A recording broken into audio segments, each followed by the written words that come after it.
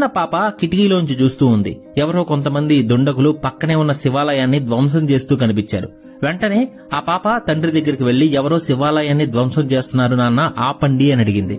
ఆ తండ్రి పాపని దగ్గరికి తీసుకుని, మనం మొఘలుల ఆధీనంలో ఉన్నామమ్మా, వాళ్ళని అడ్డుకోవడం మన వల్ల కాదు అని చెప్పాడు. దాంతో బాధగా ఆ పాప అలా చూస్తూ ఉంది. కొంతకాలం తర్వాత పాప పెరిగి పెద్దదయింది. పెళ్లి జరిగింది.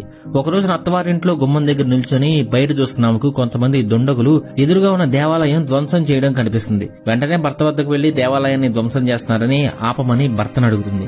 దానికి ఆ భర్త, మనం ఖిల్జియా ప్రభువుల ఆధీనంలో ఉన్నామని, అడ్డుకుంటే చంపేస్తారని చెప్తాడు. ఈసారి ఆమెకి బాధ రాల, కోపం వచ్చింది.